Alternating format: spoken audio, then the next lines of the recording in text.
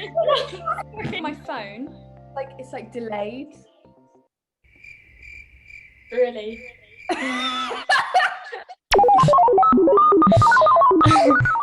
I'm just a bit confused because...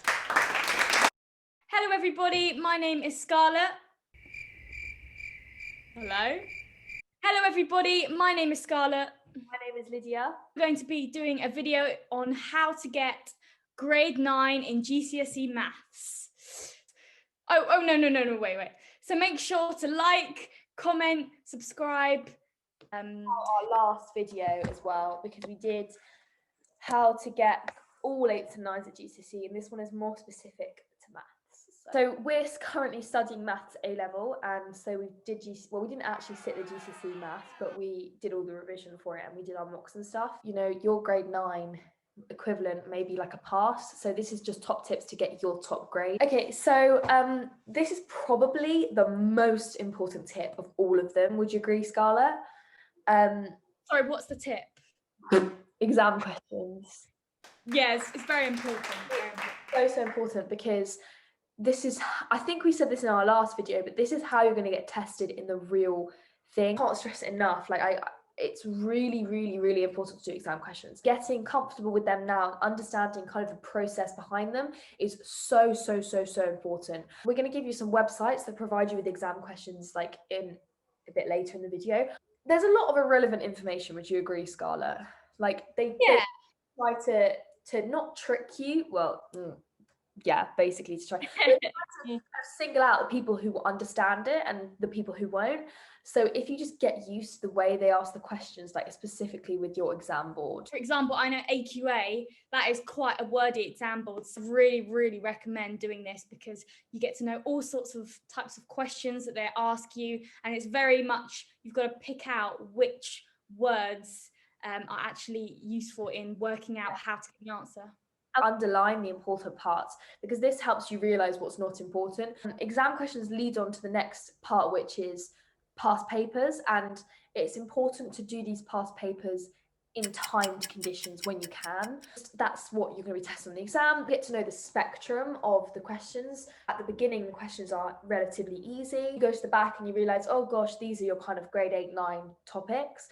So if you really get to know like kind of how much time you need to spend on each question, past papers you can use to kind of identify which topics you are not strong in, so no, you need to go revise that and things like that. So just to reiterate, past papers and exam questions are by far the best way to revise. It gives you an idea of where you're at. Like, say if you do a past paper and you actually realize that you're not the grade you want to be, you're not hitting your target grade, then you know, you know what you need to work on. Okay, tip 2 is websites. So these are really important for getting practice exam questions done. For example, Dr. Frost Maths, Maths Genie, Corbett Maths, all of these websites will link down in the description below. Dr. Frost Maths in particular is really good at just generating random questions. So you might not know like where to start your revision. Well, getting these exam questions done, you might go, actually, I have no idea what this question is talking about. I'm just going to go away and look at that, ask my teacher, whatever. Maths Genie is just really good, just tons and tons of exam questions that have been on past papers before. And Corbett Maths is good. It has a type of, it has like a title, no, what's it called? It has like a link. No. Was it called a 5 a day? It will be random topics, wouldn't they? Yes. So shall I say it? Oh, you just said it. Do you think it's fine, or shall I say it again? So Corbett Maths is good for 5 a day, which particularly really helped me realize where I was at, because it just generates 5 random questions every day. It gets your brain working in subjects that you might have thought you might have just forgotten about, gets your brain working again. Remember to practice that.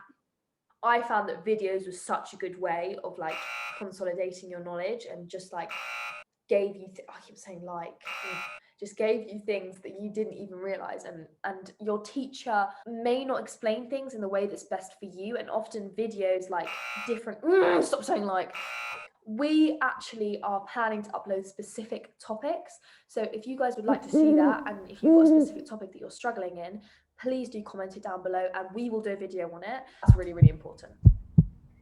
Yes, I totally agree. Okay, tip number 4, write all of your workings out.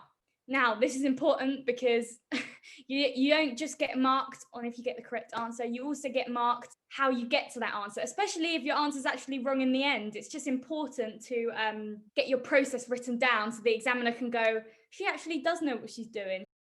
And also keep it kind of organized. I know I definitely don't do this. I'm kind of hypocritical. Do not laugh at me.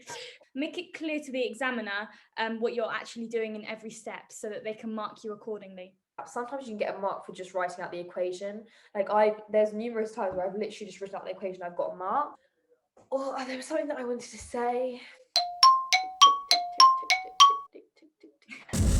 Tip number 5 is to keep your maths up on everything. And this is really important because the papers aren't specifically allocated with a subject. So there's not going to be topic 1, 2, 3, 4, 5 on paper 1, 6, 7, 8, 9 on paper 2, 10, 11, 12. Dad, I'm in here filming a video.